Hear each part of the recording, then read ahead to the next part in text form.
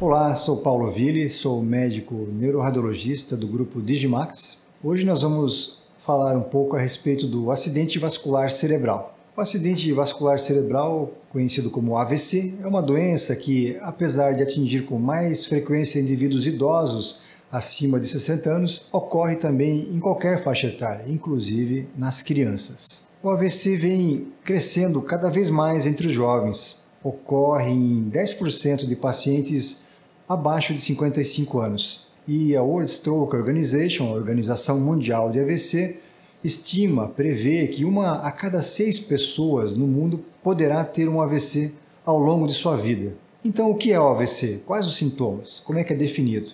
Acidente vascular cerebral, AVC, então é definido como o surgimento de um déficit neurológico de modo súbito, causado por um problema nos vasos sanguíneos do sistema nervoso central. Classicamente, o AVC é dividido em 2 subtipos. O AVC isquêmico, o mais comum, ocorre pela obstrução ou redução brusca do fluxo sanguíneo em uma artéria cerebral, causando falta de circulação no seu território vascular, responsável por 85% dos casos de AVC. O outro caso seria o AVC hemorrágico, a outra forma de AVC. O acidente vascular cerebral hemorrágico é causado pela ruptura espontânea, não traumática de um vaso, com extravasamento de sangue em diferentes partes do cérebro, podendo ser intracerebral, intraventricular ou sobre o cérebro no espaço considerado chamado subaracnoide. Então, como reconhecer e quais são os sintomas, sinais de alerta do organismo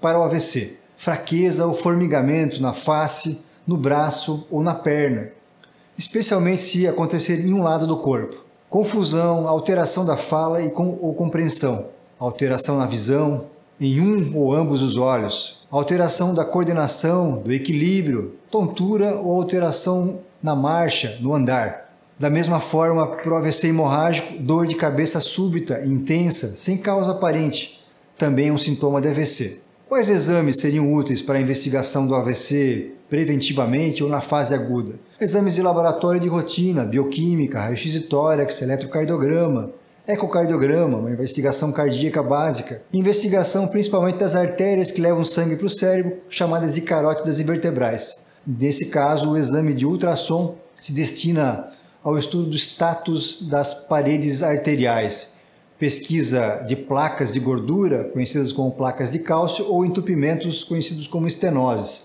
mas também para avaliação do fluxo de sangue nas artérias carótidas e vertebrais.